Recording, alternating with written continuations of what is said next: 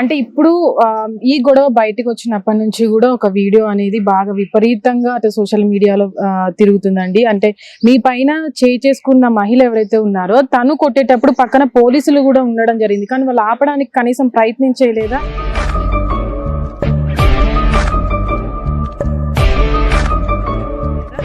లేదమ్మా, ప్రయత్నం చేయలేదు. చేయకపోగా ఇంకా బొంతు రామ్మోహన్ గారు నాకు తెలియలేదమ్మా. నేనొక సామాన్యమైన ఒక మధ్య తరగతి మహిళని. నా వయసు 50 సంవత్సరాలు.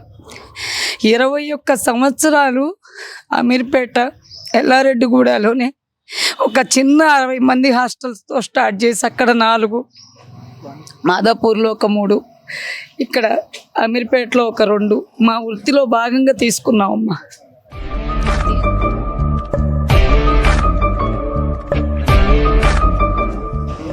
తీసుకున్న సందర్భంలో ఎప్పుడైతే ఈ బొంతు రామ్మోహన్ గారి బిల్డింగ్ తీసుకున్నామో అప్పటి నుంచి మా కుటుంబం మీద మేము డబ్బులు ఖర్చు పెట్టినంతసేపు ఊరుకున్నారమ్మా.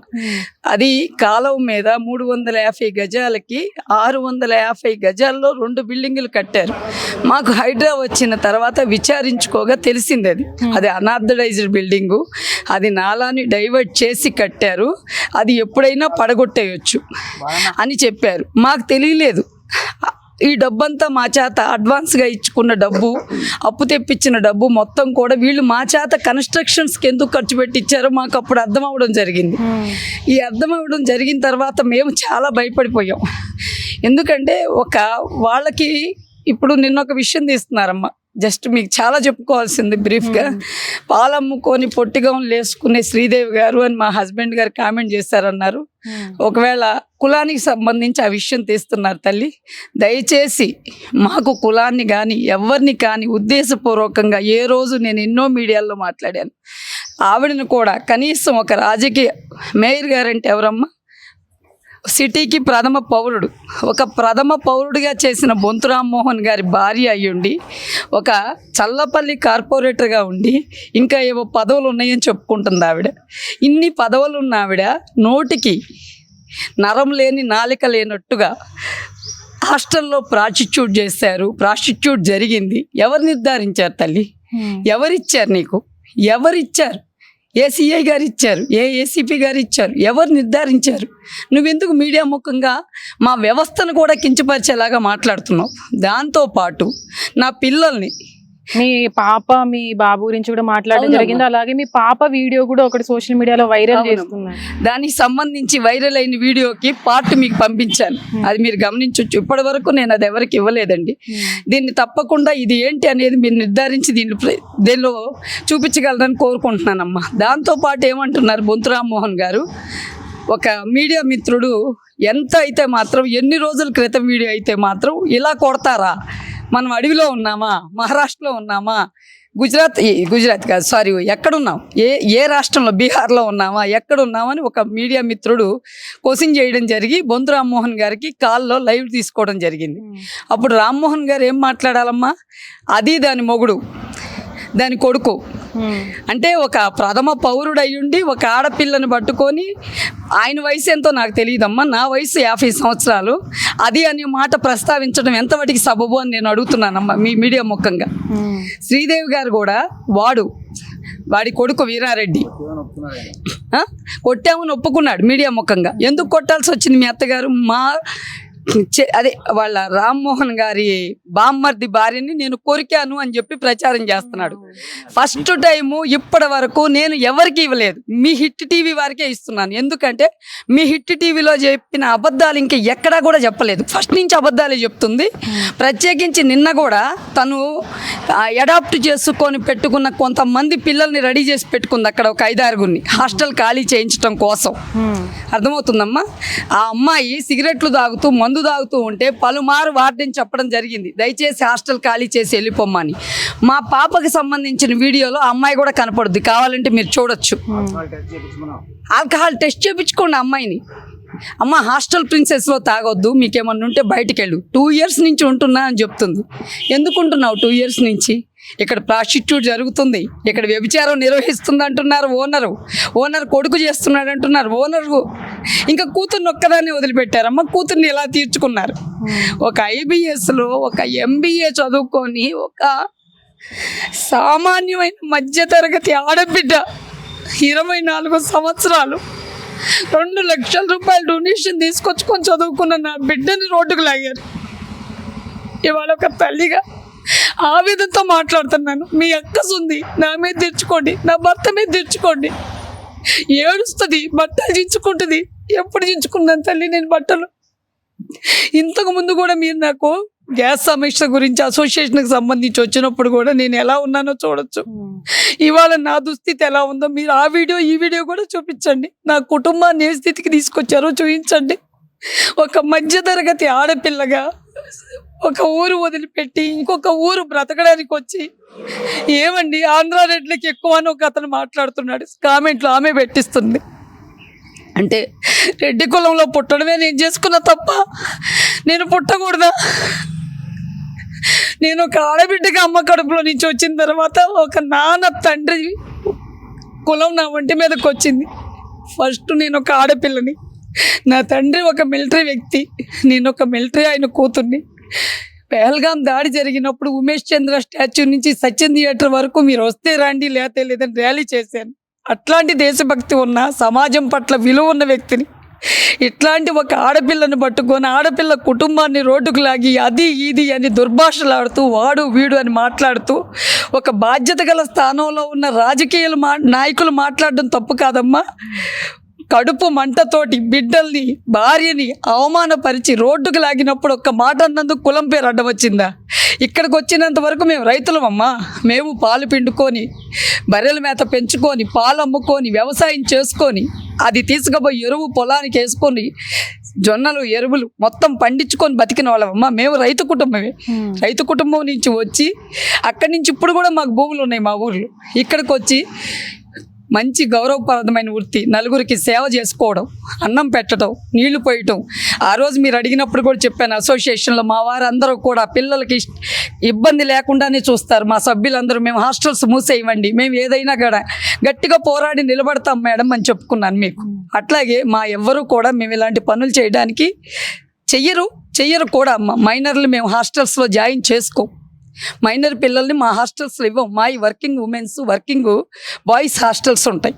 కాబట్టి ఇది మా వ్యవస్థని, మమ్మల్ని, మా కుటుంబాన్ని రోడ్డుకు లాగి గబ్బుపరిచి అవమానపరిచే విధంగా వీళ్ళు ప్రవర్తిస్తున్నారు. తప్పక ఒక మేయర్ గారు అయ్యుండి ఒక మీడియాలో మాట్లాడుతూ అది వాడు దాని మొగుడు ఇలాంటి మాటలు మాట్లాడడం ఆయనకి సమంజసమే. వీళ్ళు ఇదంతా ఎందుకు చేస్తున్నారు అంటే దీంట్లో ఎందుకు వీళ్ళు బొంతు రామ్మోహన్ కావచ్చు, బొంతు శ్రీదేవి కావచ్చు, ఎందుకు మిమ్మల్ని ఇంతగా టార్గెట్ చేస్తున్నారు, ఎందుకు ఇంత ఇబ్బంది పెడుతున్నారు అనుకోవచ్చు. ఫాల్స్ పిస్టేజ్కి పోయారు తల్లి. మేము ఏదైనా చేయగలం. ఎన్నో కబ్జాలు చేస్తున్నారు, ఎన్నో చేస్తున్నారు నాకు తెలిసినంత వాటికి. ఇది కూడా అక్రమ కట్టడమేనని తెలిసింది వాళ్ళకి. ఇది కూడా ఒక సామాన్యుడి జీవితం కూడా ఆట అనుకొని ఆట ఆడుతున్నారు మా జీవితాలతోటి. ఒక్క నలుగురు ఫ్యామిలీతోటి ఆట ఆడుతున్నారు. గవర్నమెంట్ మా చేతిలో ఉంది, ఏదైనా చేయగలం. ఏంటి మేము కమిషనర్ గారిని కూడా కలిసాము, మా బాధ చెప్పుకున్నాం. మేము కనపడకుండా పారిపోయామని చెప్తున్నారు. ఎక్కడికి పారిపోయాం? మీకు ఎప్పుడు అందుబాటులోనే ఉన్నాం. ఆరోగ్యాలు బాగలేవు, స్టంట్లు వేసుకున్నారు 3 స్టంట్లు ఈ విషయాలు కూడా ఆయన హెల్త్ బాగలేదు. నాకు 50 సంవత్సరాలు. మేము చాలా ఇబ్బందులుగా ఉన్నాం. మాకు చేతబడి చేయించారు, మా ఇంట్లోకి నిమ్మకాయలు వేసారు. ఇవన్నీ మేము చెప్పుకోలేకపోతున్నాం అమ్మా. సభాముఖంగా వాళ్ళు చెప్పుకుంటున్నారు. చేయించి మా ఇంట్లోకి నిమ్మకాయలు ఇనుప ముక్కలు దూర్చేశారు. రోజు పిచ్చి పిచ్చి పనులన్నీ. ఇంకొకటి వాళ్ళ అక్కగారు వాళ్ళ అక్క కొడుకులు చేసిన దౌర్జన్యం మీకు ఒక వీడియో పంపించాను. దానిలోనే లంజమ్మండ అంటుంది. ఇక దానికి ఏం మాట్లాడే, నేను ఒక బూతు తిట్టకుండా నేను తిరిగి చెప్పిన సమాధానం ఆడియోతో సహా ఉంది, అది మీకు ఇవ్వడం జరిగింది. ఇంకొకటి మా అత్తగారు కొట్టింది ఎప్పుడుదో పాత వీడియో అని చెప్తున్నారు బొంతు రామ్మోహన్ గారు. అంటే పాత వీడియోలోనైనా కొత్త వీడియోలోనైనా మీరు కొట్టేస్తారు, మీరు రౌడీలు, మీరు ఏదైనా చెయ్యొచ్చు. 2 సంవత్సరాల నుంచి మా పరువు పోతుంది, వాళ్ళకి లేదేమో అమ్మా, మాకంటూ ఉంది. మధ్యతరగతి ప్రజలకి పరువే ప్రాణం, డబ్బు కాదమ్మా. డబ్బు కోసమే ప్రాణం తీసుకుంటాం మేము. ఎందుకంటే సామాన్యమైన మనిషికి మాటే ఇది, డబ్బు కాదు. ఈ మాట కోసం ప్రాణం తీసుకోవడానికి కూడా మేము సిద్ధపడతాం. ఇవాళ మమ్మల్ని ఆ స్థితిలో ఉంచారు. ఇవాళ బొంతు రామ్మోహన్ గారు, శ్రీదేవి గారు, వాళ్ళ కుటుంబ సభ్యుల గురించి మాకు ప్రాణహాని ఉందమ్మా. మాకు ఉండి మేము భయపడుతూ దాంకుంటూ వణుకుతూ తిరుగుతున్నాం. నా పిల్లల్ని చంపేస్తానంటున్నారు, నన్ను చంపేస్తానంటున్నారు, మా బిజినెస్లు ఎక్కడ జరగనివ్వకుండా చూస్తామంటున్నారు, మా ఇండ్ల మీదకి దాడులు చేస్తామంటున్నారు, మమ్మల్ని ఇక్కడ ఉండనివ్వమంటున్నారు. నిన్న మీ మీడియా ముఖంగా కూడా చెప్పారు, రెడ్డి కులం గురించి కూడా ఒక అతను తప్పుగా మాట్లాడుతుంటే అది మీరు కట్ చేసేసి వేశారు. అది విన్న రెడ్లకి అందరికీ రోషం రాదా? అంటే కులం ప్రస్తావన అవసరమా తల్లి? ఇక్కడ జరుగుతున్న సమస్య ఒక సామాన్యమైన మధ్యతరగతి కుటుంబడికి హాస్టల్ వ్యవస్థకి సంబంధించి ఆర్థిక సమస్య. ఈ ఆర్థిక సమస్యకి సంబంధించి కోర్టులో వివాదం నడుస్తుంది. కోర్టు పరంగా మీకు ఏమన్నా ఉంటే తీర్చుకోండి, దాన్ని గౌరవిస్తాం, మేము దానికి తల వంచుతాం, ఎక్కడికి రమ్మన్నా అక్కడికి వస్తాం, సమాధానం ఇస్తాం. కానీ ఇట్లాంటి దాడులు చేయటం అనేది ఒక బాధ్యతాయుతమైన స్థానంలో ఉండి రన్నింగ్ ప్రభుత్వంలో ఉండి ఇలాంటి దాడులకు తెగబడటం ఎంతవరకు సమంజసం అని చెప్పి నేను అడుగుతున్నాను. గొడవలు అయినప్పుడు కూడా మీరు అంటే వాళ్ళతో మీకు గొడవల మధ్య కూడా అంటే ఈ ఏదైతే ఇప్పుడు హాస్టల్ కి సంబంధించి కూడా ఇది మీది కాదు మాది అన్నారని కూడా వాళ్ళు చెప్తున్నారు. లేదమ్మా, అది మొత్తం కూడా మీకు నేను ఇవ్వగలను. మీది కాదు మాది అనం. రెంట్కుంటున్నాం కాబట్టి రెంట్ పే చేసిన నాళ్ళు మాకు రైట్ ఉంటుందండి, దయచేసి మమ్మల్ని మీరు అలా మాట్లాడొద్దు అని మేము వేడుకోవడం జరిగింది. మీకు ఫుల్ వీడియో దానికి సంబంధించి ఇప్పటి వరకు నేను ఏ ఛానల్కి ఇవ్వడం జరగలేదు. నిన్న మీ హిట్ టీవీలో వచ్చిన కథనానికి నేను మీకు ఆ వీడియో ఇస్తాను. అమ్మా, మీరు అడిగిన దానికి ఆన్సర్ ఏంటంటే, పాపం ఆమె కొంచెం ఆవేదనతో సరిగా మీకు విశ్లేషణ చెప్పలేకపోతుందమ్మా. మాది అంటే బిల్డింగ్ మాది కాదమ్మా, హాస్టల్ ప్రెమిసెస్ మాది. నువ్వు అక్కడికైనా రావాలంటే మాకు ఇంటిమేట్ చేసి మేము వస్తున్నాము, మేము ఆ బిల్డింగ్ చూసుకోవాలి, చెక్ చేసుకోవాలంటే మేము గౌరవంగా మీ పక్క నుండి మీకు ఏమేమి కావాలో చూపిస్తాం. మీరు వెళ్తానికి మీకు సపరేట్ దారి ఉంది. మీరు ప్రొద్దుగస్తామని మా డైనింగ్లోకి రాక్కర్లేదు, రాకూడదు కూడా. మా ప్రైవసీ మాకు అవసరం, మా ఆడపిల్లల ప్రైవసీ మాకు అవసరం. మీరు, మీ అత్తగారు, మీ పిల్లలు, మీ వదిన గారి పిల్లలు ఎవరు పడితే వారు డైనింగ్ హాల్లో పోయి హక్కు మాకుందని మాట్లాడినప్పుడు ఈ హాస్టల్ ప్రెమిసెస్ మాది అన్నాం. అంతేగాని మేము బిల్డింగ్ వల్ల మేము ఎక్కడ చెప్పుకోవడానికి కూడా చెల్లం. వీళ్ళు ప్రతి విషయాన్ని వక్రీకరించే స్థితే ఉంది. వక్రీకరించిన ప్రతి విషయానికి మేము కరెక్ట్ సమాధానం ఇవ్వగలము. దయచేసి మాకు కోఆపరేట్ చేయండి. వాళ్ళు వక్రీకరించింది అది. ఇప్పుడు 10 సంవత్సరాలు లీజుకి ఇచ్చారు. మాకు బిల్డింగ్, మా ప్రైవసీ మాకు అవసరం. మా డైనింగ్ హాల్లో మీరు రాకూడదు. మీకేం అవసరం అసలు? పొద్దుస్తమానం మీరు డైనింగ్ హాల్లోకి వచ్చి మా పిల్లల్ని హెరాస్ చేస్తున్నారు కదా. ఎవరు డైనింగ్ హాల్ దగ్గరికి వచ్చింది? వాళ్ళ కుటుంబ సభ్యులు అందరూ, బాయమ్మ, సునీత, తర్వాత వాళ్ళు పిల్లలు, బాయమ్మ పెద్ద కూతురు విజయలక్ష్మి, 2 బిడ్డలు. వీళ్ళు వారంలో ఒక రోజున మా మీద దౌర్జన్యం చేస్తారు. మా పనుల మీద రోజు దౌర్జన్యం చేస్తూ ఉంటారు. ఆ సమక్షంలో మేము మా ప్రెమిసెస్ అన్నామే కానీ మా బిల్డింగ్ ఎట్లా అవుతుందండి? అది మేము బిల్డింగ్లోంచి బయటికి పోయే రోజు మీరు మాకేం చెప్తారో చెక్ చేసుకోండి. అవి లేకపోతే లేవనండి. అది లేని దానికి ఏదో తగ్గించుకొని మిగతా మా అడ్వాన్స్ మాకు ఇస్తారు. ఎక్కడైనా అంతే జరుగుతుందండి. ఆర్ఎస్ బ్రదర్స్ ఉంది, బిల్డింగ్ ఎవరికి తెలియదు. ఆర్ఎస్ బ్రదర్స్ ఓనర్ ఎవరంటే ఏం చెప్తారు? ఎవరో పలానా సుబ్బారావు ఎల్లారో చెప్తారు, బిల్డింగ్ ఓనర్ పేరు చెప్పరండి. సిఎంఆర్ ఎవరిదంటారు, సిఎంఆర్ షాప్ ఓనర్ పేరు చెప్తారా కానీ బిల్డింగ్ ఎవరు చెప్పరండి. వీళ్ళు ఇంత నాలెడ్జ్ ఉండి కూడా ఇట్లా మాట్లాడటం సరైన విషయం కాదండి. అది వీళ్ళు ప్రతిదీ వక్రీకరిస్తున్నారు. ఇది రాజకీయం కాదు కదండి. మీరు ఇచ్చింది రాజకీయం నడిపిస్తానికి కాదు కదా, హాస్టల్ నడిపించుకోవడానికి ఇచ్చారు. హాస్టల్ వ్యాపారం చేసుకుంటున్నాం. తప్పుడు ఎలిగేషన్స్ ఎందుకు చేస్తావు? బ్రోతల్ హౌస్లు ఎందుకు నడుపుతారు? గత 3 సంవత్సరాలు నీకు ఇయ్యాలే కనపడిందా? నువ్వు ఎప్పుడు వచ్చున్నావు ఇక్కడ? నువ్వేం చూసావు? ఎప్పుడు వచ్చున్నావు? తప్పు కదా. మరి నువ్వైనా సరే మా డైనింగ్ హాల్ ఎందుకు నడుస్తావు? నీ దారి నీకు ఉంది కదా. మీ తమ్ముని కలుస్తానుకో, మీ అమ్మగారిని కలుస్తానుకో, మీ అక్కగారిని కలుస్తానుకో, నువ్వు వెళ్ళాల్సి వచ్చినప్పుడు వాళ్ళ దారి వాళ్ళకు ఉంది, అటు వెళ్ళాలి. మీరు మా డైనింగ్ హాల్లోకి వచ్చి మా ప్రైవసీకి ఎందుకు ఇబ్బంది చేస్తాను అడిగినందుకు మీరు ఇట్లా మాట్లాడతారా?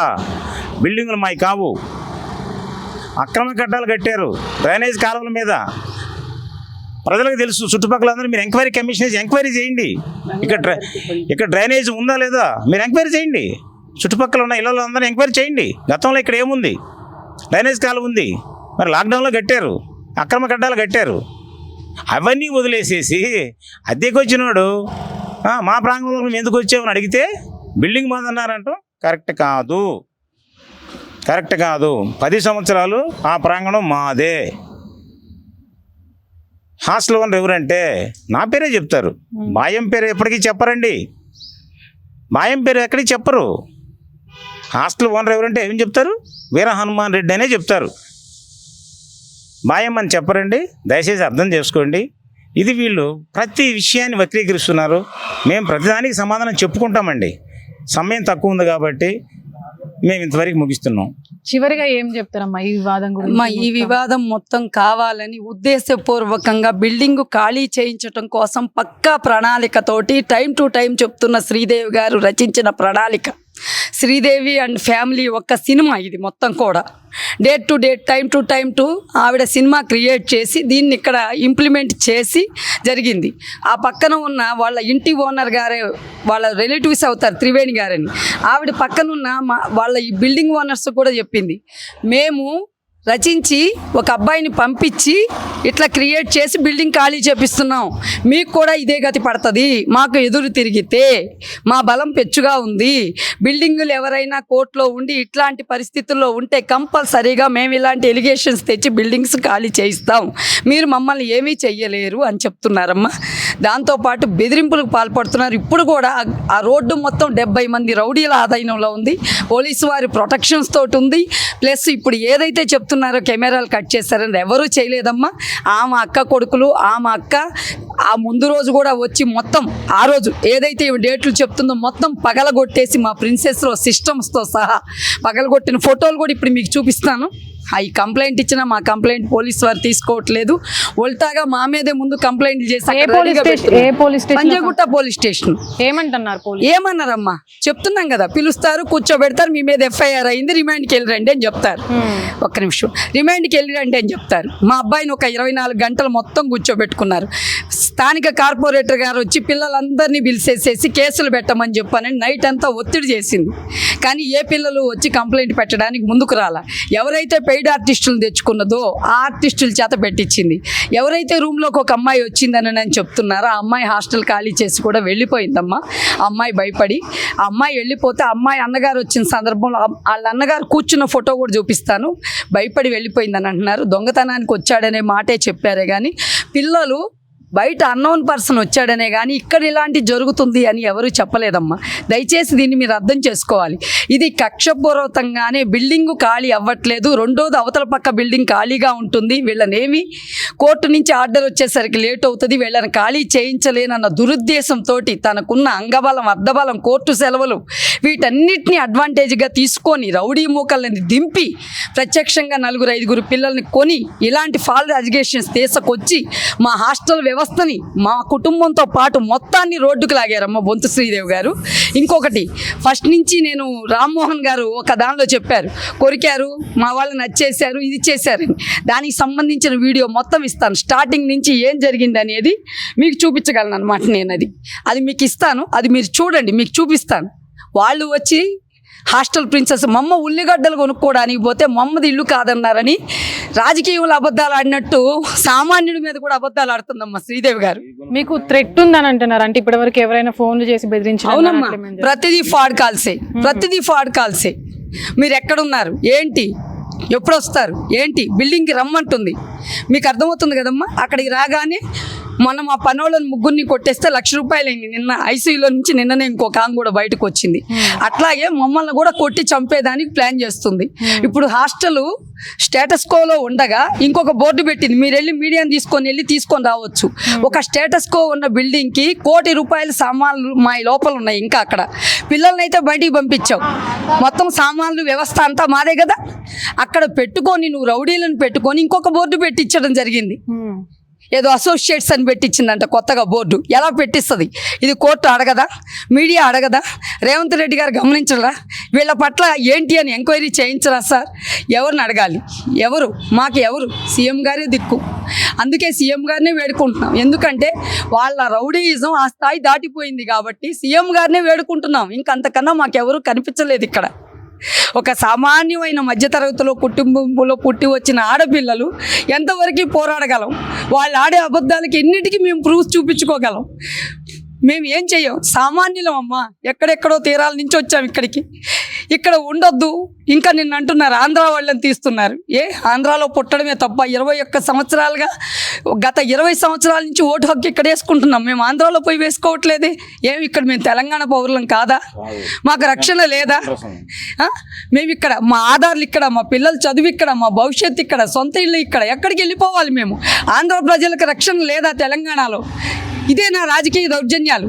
ఇదేనా సార్ అని అడుగుతున్నాం. తెలంగాణ స్వర్గధామం, రండి పెట్టుబడులు పెట్టండి, వ్యాపారాలు చేయండి, అభివృద్ధి చేయండి అంటున్నారు. ఏ విధంగా అభివృద్ధి చెందుద్ది? ఇలాంటి రాజకీయ నాయకుల వల్ల, ఇలాంటి ఫాల్స్ ఎలిగేషన్స్ వల్ల బయటికి అందరూ వచ్చి చెప్పుకోలేకపోవచ్చమ్మా. అందరి మనసులో ఉన్న బాధ అయితే ఇదే.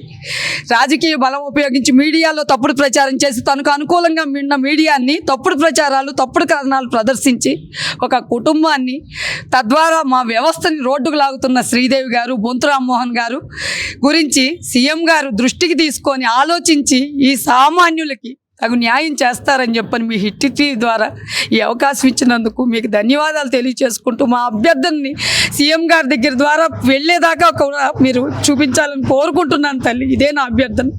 సీఎం గారు దీని పట్ల చర్య తీసుకోవాల్సిందిగా ప్రార్థిస్తున్నానండి. ప్రార్థిస్తున్నాం సార్. సరే, ఇది ఏదైతే అమీర్పేట్ ఏషియన్ గర్ల్స్ హాస్టల్కి సంబంధించిన ఇష్యూస్ పై దాన్ని నిర్వహిస్తున్నటువంటి ఓనర్స్ చెప్తున్నటువంటి పరిస్థితి. అయితే ఇప్పటి వరకు కూడా అక్కడ ఉన్నటువంటి కొంతమంది రాజకీయ నాయకులు కూడా దీన్ని మేనేజ్ చేస్తున్నారంటూ కూడా వీళ్ళు చెప్పకొస్తున్నారు. అయితే ఇది ఎంతవరకు వెళ్తుందో అయితే చూడాలి. హిట్ టీవీ యాప్, ఇందులో short news, live news, entertainment shows, movies, digital magazines తో పాటు మీ జిల్లా వార్తలను కూడా ఫ్రీగా చూడొచ్చు. ఇంకెందుకు ఆలస్యం? వెంటనే హిట్ టీవీ యాప్ ని డౌన్లోడ్ చేసుకుని ఫ్రీగా ఎంటర్టైన్మెంట్ పొందండి. Hit TV app. Hit TV app.